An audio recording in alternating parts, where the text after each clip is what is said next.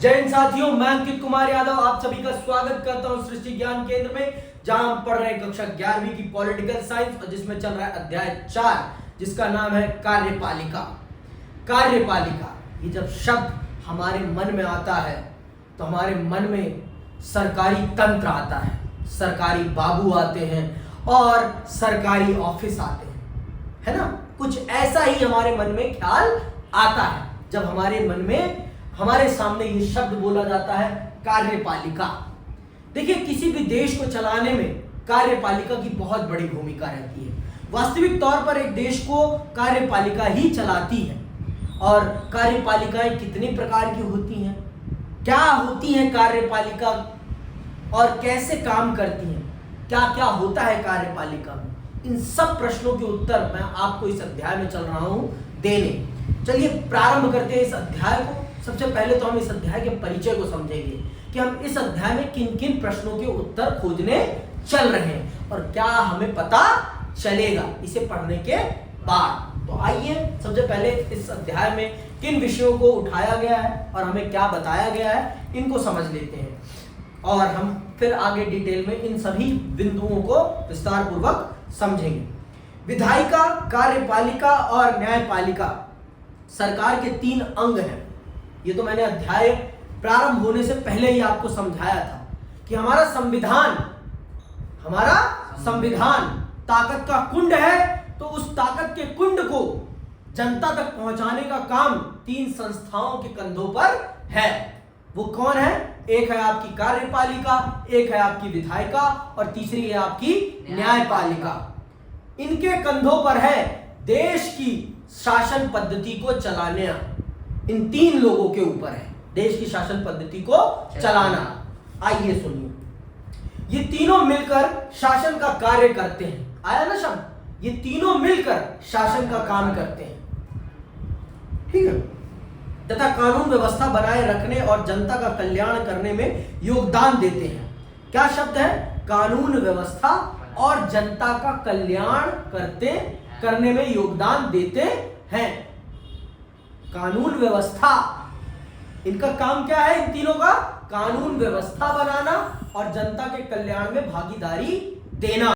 संविधान यह सुनिश्चित करता है कि ये सभी एक दूसरे से तालमेल बनाकर काम करें और आपस में संतुलन बनाए रखें। संविधान ये भी सुनिश्चित करता है कि इन तीनों संस्थाओं के बीच में संतुलन बना रहे, क्योंकि अगर इन तीनों के बीच में ताकत का संतुलन तनिक भी हिलता डुलता है तो देश की शासन पद्धति हिलडुल जाएगी, देश की कानून व्यवस्था हिलडुल जाएगी, जनता के कल्याण में बाधा आ जाएगी, क्योंकि इनके ऊपर ही देश की कानून व्यवस्था है और इनके ऊपर ये रिस्पॉन्सिबिलिटी है कि देश की जनता का कल्याण संबंधी जितना भी काम है इन्हीं को करना है।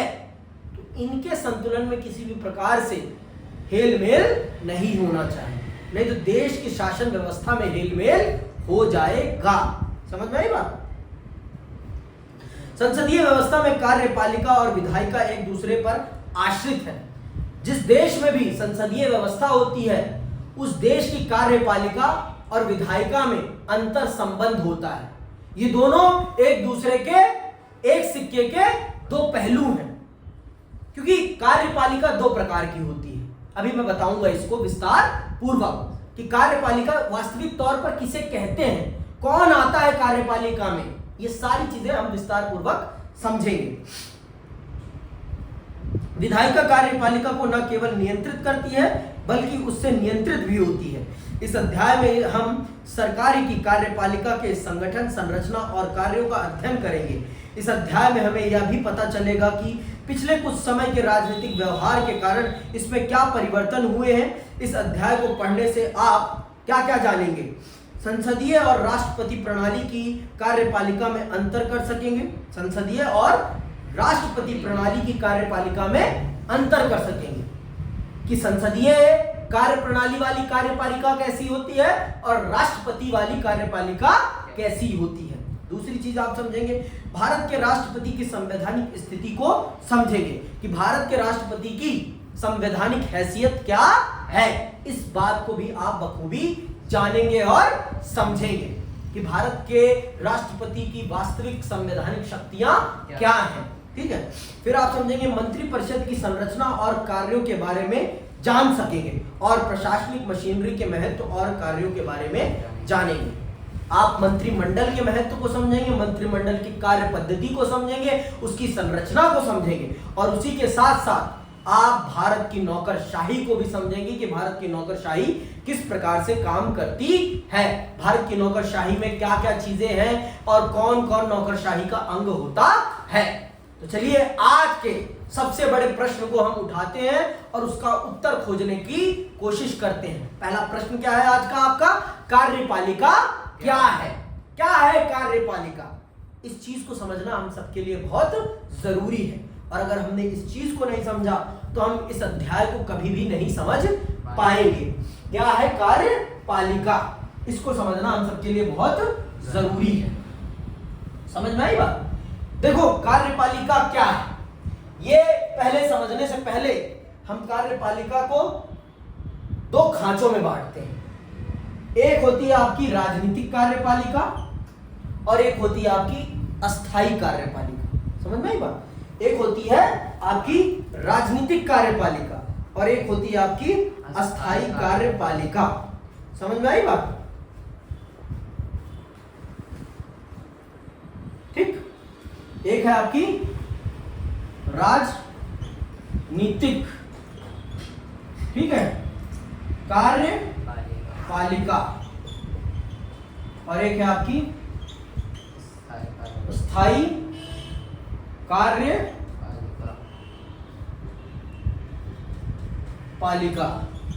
ठीक है, ये जो राजनीतिक कार्यपालिका है ये ही इस अध्याय की प्रमुख विषय वस्तु है। इस अध्याय में हम इसी के बारे में चल रहे हैं पढ़ने। इस अध्याय में प्रमुख तौर पर हम इसी के बारे में चल रहे हैं पढ़ने। किसके बारे में? राजनीतिक कार्यपालिका के बारे में। अस्थाई कार्यपालिका, स्थाई जो स्थिर है उसके बारे में हम कुछ नहीं पढ़ने चल रहे, थोड़ा बहुत जान लेंगे बस। और ये देश नहीं चलाती, देश ये चलाती, देश ये चलाती, तो इसीलिए इसको हम समझेंगे। ये जो ऑर्डर देती है ना, ये जो आदेश देगी, उन आदेशों को समाज पर लागू करने का काम ये करती है। इसमें आते हैं आपके सारे नौकर, सरकारी नौकर, सारे सरकारी नौकर इसमें आते हैं। आईएएस से लेकर सरकारी चपरासी तक सारे के सारे इसमें आते हैं। किसमें? अस्थाई कार्यपालिका में। ये याद रखना है, अस्थाई कार्यपालिका के सदस्य कौन है? सारे के सारे सरकारी नौकर। समझ में? जितनी भी नौकरशाही है वो पूरी की पूरी स्थायी कार्यपालिका में आती है, और वो अपनी एक उम्र सीमा तक काम करते हैं, अपने जीवन की एक उम्र सीमा तक यहां सेवाएं देते हैं। पर ये हर 5 साल में बदलती है, हर साल 5 साल में बदलती है, या नहीं भी बदलती। अगर सरकार एक रह जाए तो, समझ में आई बात? इसका संबंध सीधे विधायिका से है, इसका संबंध सीधे विधायिका से है। जो विधायिका में ताकतवर होगा, जिसके पास विधायिका में क्या होगा? बहुमत होगा, वो ही राजनीतिक कार्यपालिका का सदस्य होगा, वो ही राजनीतिक कार्यपालिका में होगा। इस बात को समझ लो आप, इस बात को बखूबी समझ लो आप।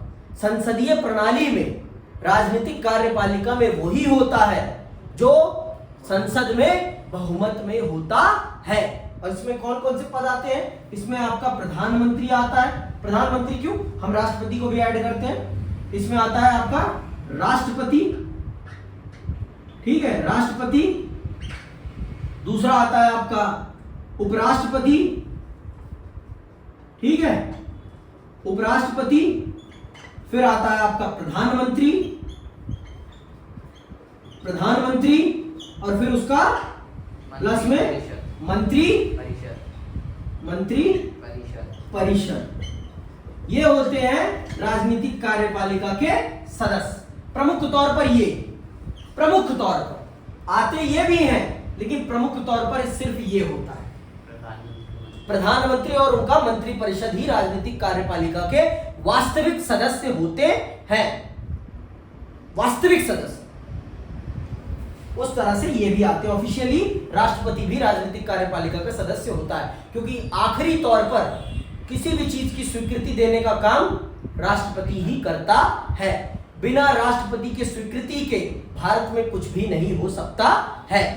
समझ में आई बात? तो ये है आपकी कार्यपालिका, ये है आपकी राजनीतिक कार्यपालिका, ये है आपकी अस्थायी कार्यपालिका। ये बात समझ में आ गई? अब आते हैं पेपर पर। पेपर पे क्या लिखा है ये भी पढ़ लेते हैं। आपके स्कूल में प्रशासन का प्रमुख कौन है? कौन है भाई आपके स्कूल में प्रशासन का प्रमुख? प्रधानाचार्य, है ना? प्रधानाचार्य। किसी स्कूल या विश्वविद्यालय में महत्वपूर्ण निर्णय कौन लेता है? किसी भी संगठन में किसी पदाधिकारी को निर्णय लेना पड़ता है और उसे लागू करना पड़ता है। हम इस क्रिया को प्रशासन या प्रबंधन कहते हैं। इस निर्णय लेने की प्रक्रिया को, निर्णय लेने वाले व्यक्ति को हम प्रशासन कहते हैं। निर्णय लेने वाली प्रक्रिया को हम प्रशासन कहते हैं और प्रबंधन कहते हैं। समझ में आई बात? तो जैसे स्कूल में प्रिंसिपल होता है, उसी प्रकार से देश में भी कोई एक ऐसा व्यक्ति होता है जो देश के संबंध में निर्णय लेने का काम करता है। समझ में आई बात? तो वही है प्रशासन, वही है प्रशासन, वही है शासन। समझ में आई बात? देश की रोजमर्रा की गतिविधियों के संबंध में निर्णय लेने वाले व्यक्ति को ही प्रशासक या शासक कहा जाता है। जिस प्रकार से आपके घर में आपके पिताजी उस भूमिका में होते हैं, उसी प्रकार से भारत के राजनीतिक तंत्र में प्रधानमंत्री उस भूमिका में होते हैं। ठीक है, लेकिन प्रशासन के लिए संगठन के शीर्ष पर एक ऐसा समूह होना चाहिए जो बड़े या नीतिगत निर्णय ले सके और दैनिक प्रशासनिक कार्यों की देखरेख तथा उसमें तालमेल कर सके। ऐसे हर संगठन में कुछ लोगों का एक समूह होता है। ये लोग उस संगठन के प्रमुख प्रशासनिक या कार्यपालिका अधिकारी के रूप में काम करते हैं। आपने शायद बड़ी कंपनियों, बैंकों और औद्योगिक इकाइयों के प्रशासनिक अधिकारियों के बारे में सुना होगा। उनमें से कुछ पदाधिकारी नीतियों, नियमों और कायदों के बारे में निर्णय लेते हैं, तो कुछ उसे संगठन में लागू करते हैं। कार्यपालिका का अर्थ व्यक्तियों के उस समूह से है जो कायदे कानूनों को संगठन में रोजाना लागू करते हैं। तो कार्यपालिका से क्या संबंधित है? कार्यपालिका का अर्थ व्यक्तियों के उस समूह से है जो कायदे कानूनों को संगठन में रोजाना लागू करते हैं। समझ में आई बात? कार्यपालिका से क्या अर्थ है? कार्यपालिका से अर्थ है उस समूह से जो शासन प्रशासन को रोजाना लागू करने का काम करता है। समझ में आई बात? तो ये है आपकी कार्यपालिका। आगे सुनो। सरकार के मामले में भी एक संस्था नीतिगत निर्णय लेती है और नियमों और कायदों के बारे में तय करती है, दूसरी उसे लागू करने की जिम्मेदारी निभाती है। सरकार का वह अंग जो इन नियमों कायदों को लागू करता है और प्रशासन का काम करता है, कार्यपालिका कहलाता है। समझ में आई बात? जो निर्णय लेता है और जो उन निर्णयों को लागू करता है वो कहलाता है आपका कार्यपालिका। वो क्या कहलाता है? कार्यपालिका, जो निर्णयों को लागू करने का काम करता है। इसीलिए तो इसे अस्थायी कार्यपालिका कहा गया है, क्योंकि ये निर्णयों को लागू करने का काम करता है। ये निर्णयों को लागू करने का काम करता है। देखो, ये जो राजनीतिक कार्यपालिका है ना, ये विधायिका की भी सदस्य है। ये विधायिका में भी काउंट होंगे और ये राजनीतिक कार्यपालिका में भी काउंट होंगे। ये बात जान लो, बिना विधायिका का सदस्य बने कोई राजनीतिक कार्यपालिका का सदस्य नहीं बन सकता। ये बात बखूबी जान लो आप। इस बात को अपने मस्तिष्क में बिठा लो कि बिना विधायिका का सदस्य बने कोई राजनीतिक कार्यपालिका का सदस्य कदापि नहीं बन सकता है, संभव ही नहीं है। समझ में आई बात? आगे सुनो। कार्यपालिका के प्रमुख कार्य क्या है?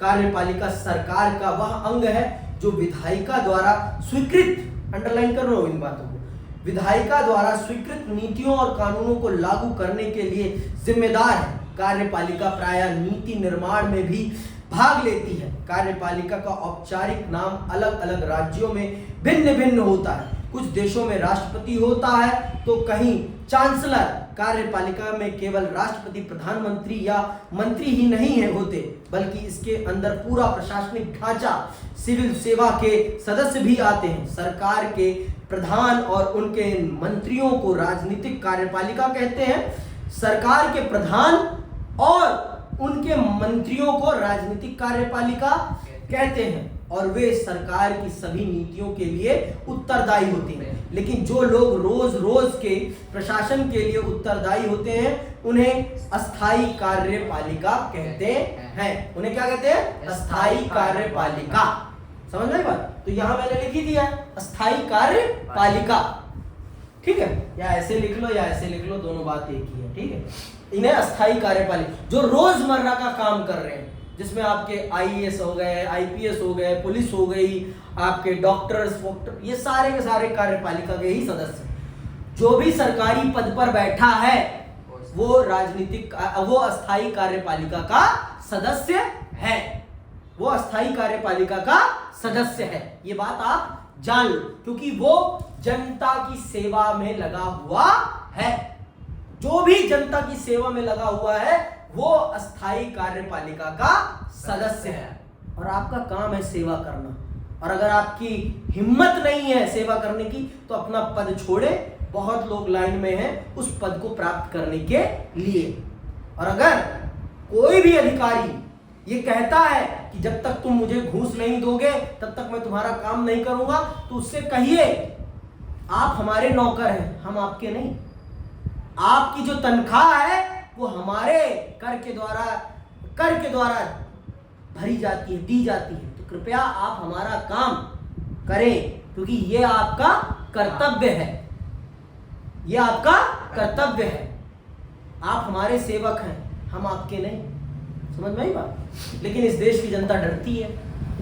इस देश की जनता डरती है अपने ही नौकरों से, अपने ही नौकरों से डरती है। समझ में आई बात? वो आपके नौकर हैं, क्योंकि वो आपके द्वारा चुकाए गए कर से तनख्वाह पाते हैं। समझ में आई बात? और आपकी सेवा करना उनका कर्तव्य है, क्योंकि उन्होंने वो पद ग्रहण किया है। समझ में आई बात? अब आ जाते हैं किस पर? कार्यपालिका कितने प्रकार की होती है? आज के दूसरे प्रश्न पर। आज का दूसरा प्रश्न क्या है? कार्यपालिका कितने प्रकार की होती है। यहां पर हमें मुख्य तौर पर हमने दो का प्रोमिनेंट तौर पर सुना। एक संसदीय कार्यपालिका और एक अध्यक्षात्मक कार्यपालिका। अध्यक्षात्मक वो कार्यपालिका होती है जिसमें एक ही व्यक्ति प्रधान होता है, जिसे हम राष्ट्रपति कहते हैं। जैसे अमेरिका है, अमेरिका अध्यक्षात्मक कार्यपालिका के अंतर्गत चलता है।